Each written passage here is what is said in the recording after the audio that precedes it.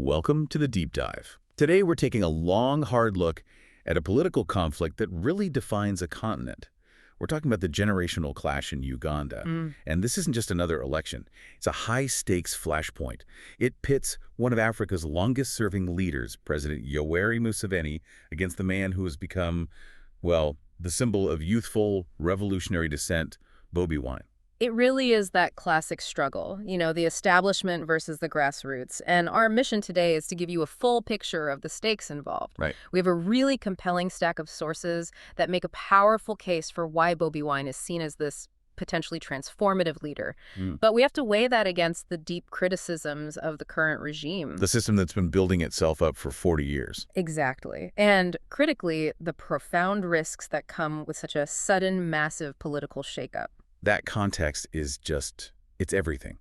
Museveni and his party, the National Resistance Movement, or NRM, they've governed Uganda for nearly 4 decades. A lifetime for many people there. An entire generation. And that time frame has created an incredibly entrenched power structure. On the other side, you have the challenger, Robert Kyagulanyi Ssentamu Bobi Wine. He's a musician who now leads the National Unity Platform, or NUP. And the conflict, as our sources frame it, is less about, say, competing policy platforms. Yeah, it's not about tax policy. No, not at all. It's more about a fundamental struggle for the country's soul between this aging, dominant ruling class and a revolutionary youth that is demanding a hard reset. It's the ultimate continuity versus change dynamic. It is. But what makes this deep dive so unique is the intensity of the issues that are driving that desire for change. Okay, so let's unpack that. Let's get into the foundational issues that have pushed such a huge portion of the electorate, especially the youth, into the opposition camp. What are the major critiques of the NRM's long rule that we see repeated across the sources? Well, the discussion almost always begins with institutional decay, and specifically chronic corruption. Our research shows this isn't, it's not just a handful of bad actors. It's described as a completely systemic failure. Several major reports define corruption in Uganda as a billion-dollar industry. A billion-dollar industry. Yeah. Just think about the scale of that. Billions that could otherwise be fueling growth, healthcare, education. The things that directly benefit the average citizen. Exactly. This widespread graph has a cascading effect. It's cited as the primary reason for failing infrastructure maintenance, the slow pace of service delivery. It's essentially stealing the country's potential. And what's striking is that even President Museveni himself has publicly condemned it. He has. He's highlighted the losses it causes, but the sources make it clear that that condemnation hasn't really led to serious accountability. And that's where the conversation shifts, right? From just corruption to democratic deficits and institutional manipulation. This is where we see the regime actively changing the rules to ensure its own preservation.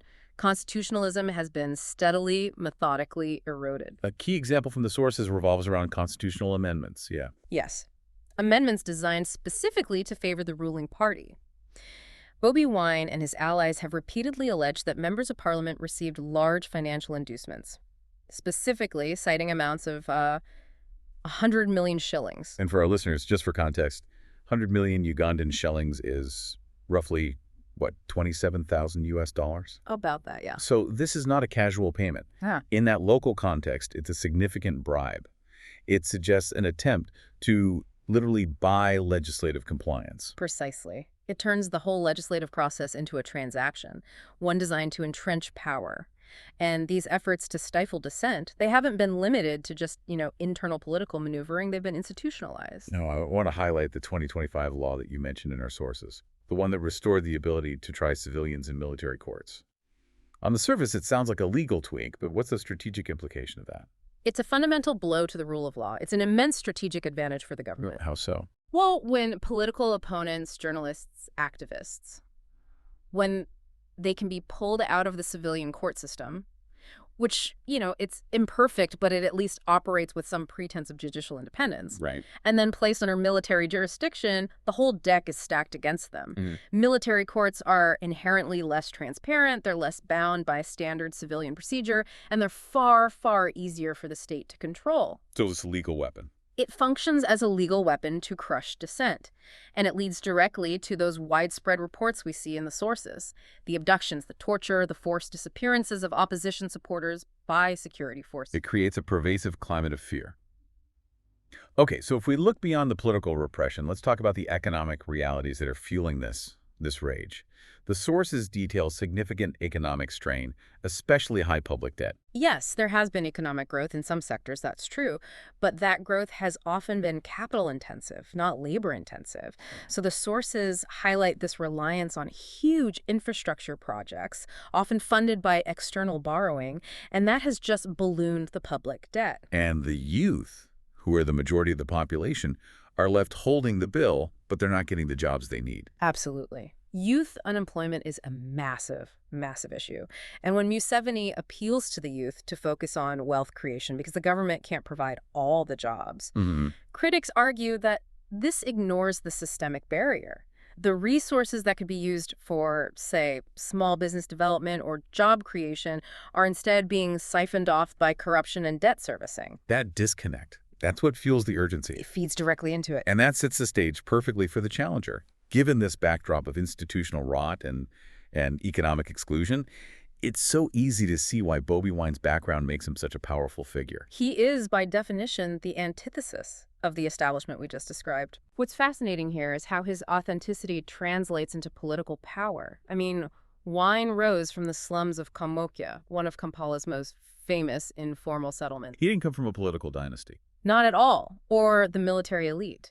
He used his music, his genre is often called conscious reggae, to speak about poverty, injustice, the inequality that his peers were living every single day. So it wasn't some academic critique. It was lived experience set to a beat. His message resonated instantly because it just mirrored the reality for Uganda's huge youth population who feel completely shut out from power and opportunity. And he transitioned seamlessly from this cultural figure into a political leader.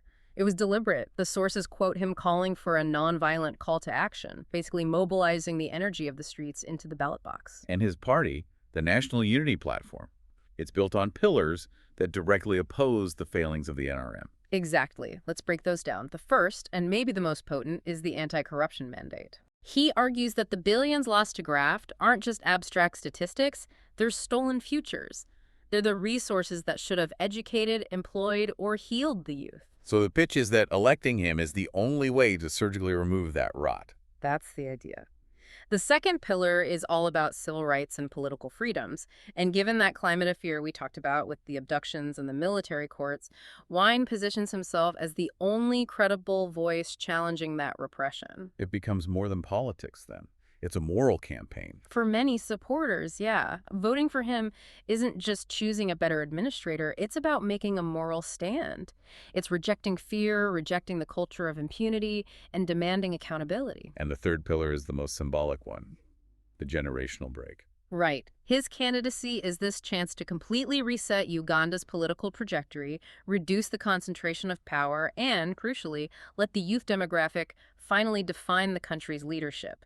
It taps into the idea that a change in policy is useless without a change in the political DNA. Okay, this is where it gets really interesting.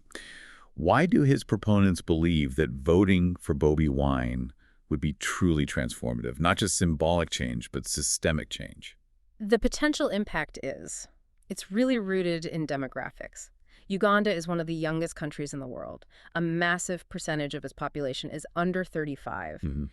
Bobi Wine's appeal harnesses this youth bulge, and that could translate into a powerful demographic wave that could just fundamentally shift power structures. It means the future wouldn't be dictated by the veterans of the 1980s Bush War, but by the generation born after it. So a win would be a definitive symbolic rejection of that systemic rot we discussed. Yeah. It's a statement that 4 decades of this is just unacceptable. Exactly. But the transformation potential is also very tangible. It revolves around democratic renewal. His platform is dedicated to catalyzed reform of the key state institutions that currently serve the NRM. You mean Parliament, the judiciary? Parliament, the judiciary, and especially the security services. Reforming them means restructuring them to be genuinely accountable to the people, not just conduits of state power. And because his movement has personally suffered under the current security apparatus, electing him would place a new emphasis on human rights. That's the hope, that it would recenter respect for civil liberties in governance and move away from this militarization of civilian life. It's the promise of a complete pivot from a state that fears its people to a state that serves them. Okay, now we have to balance this enthusiasm. We have to look squarely at the counter-arguments, the criticisms, the real risks that are inherent in such a massive political transition. Change is often messy, and the sources don't shy away from the potential pitfalls. No, they don't. We have to consider the concerns that temper the excitement. The first major one raised by political analysts in our research is organizational capacity. Okay, so what does that mean exactly? Critics argue that the National Unity Platform, because it's a relatively young movement that grew out of protests, not traditional political organization, Well, well, it lacks the institutional depth and the governing experience needed to run a complex, centralized state. that's the classic challenge, isn't it? Translating the energy of a rally into the stability of administering a budget. Precisely. Think about national security management, treasury administration, complex foreign relations. The NUP needs experienced technocrats and bureaucrats, not just passionate activists. The sources also suggest their political reach is still heavily centralized around Kampala and urban areas. So they lack the deep institutional structures in rural districts that the NRM has spent decades building. That's a serious governing hurdle. Then there's the question of policy versus populism. While Wine's messaging is powerful and emotive, it speaks directly to the pain of the youth. Yes. The sources note the risk that his policy framework might be insufficiently detailed or tested. Governing a nation deep in debt with complex security concerns and high unemployment requires specific, nuanced policy solutions, not just high energy and broad principles. A policy vacuum could lead to instability or just Yeah. disappointment among the very people who got him there. That's the fear. And we can't ignore the internal issues. If a party can't manage itself, how can it manage a country? The sources reference reports of internal party tensions within NUP, allegations of favoritism, infighting. And those internal dynamics are critical. A political newcomer needs a unified front to project strength, especially when facing an entrenched opposition. Any public disunity just undermines confidence. It absolutely does. And finally, we have to discuss the highest risk: security and stability. Even with a Democratic victory, Bobi Wine would be governing a country whose entire state apparatus, the military, the intelligence services, the key ministries, has been loyal to one man for 40 years. A sudden political shift means confronting the potential for sustained sabotage from those entrenched elements. They've benefited immensely from the status quo. Right. So if a Wine administration attempts radical reforms, say prosecuting high-level corruption or shrinking the military's role in civilian life, the likelihood of deep resistance, non-cooperation, or even destabilization efforts is very, very high. His ability to maintain control against a hostile state apparatus is completely untested. So this deep dive really lays out the core tension defining Uganda's immediate future. You have this compelling case for Bobi Wine that rests on a desperate, widespread desire for democratic renewal, an end to corruption, an end to repression. A movement fueled by a massive, energized youth demographic. But that enthusiasm is sharply contrasted against these organizational risks and existential threats of electing an untested young movement that lacks deep institutional experience. And faces a powerful, entrenched counter-reaction from a system that, well, that won't go quietly. The stakes just couldn't be higher. Based on our source material, this moment is viewed as a definitive opportunity for Uganda's future to be defined by its people, especially its youth, and not by the political dynasty that has held power for almost 4 decades. It really is a profound moment of choice. Absolutely. So if political power really does shift based on demographics, on youthful energy, it raises a really important question for you, the listener, to think about. What are the essential and the non-negotiable ingredients that a new, youth-led political party must possess? Beyond just the energy and enthusiasm. Right, beyond that. To successfully reform these deep-seated, often hostile institutions like the military, the intelligence services, the judiciary. How do you command loyalty when the entire structure was built to resist you? That organizational capacity. That's the silent factor that will determine whether protests can translate into stable, lasting governance. Food for thought. Thanks for joining us for the deep dive.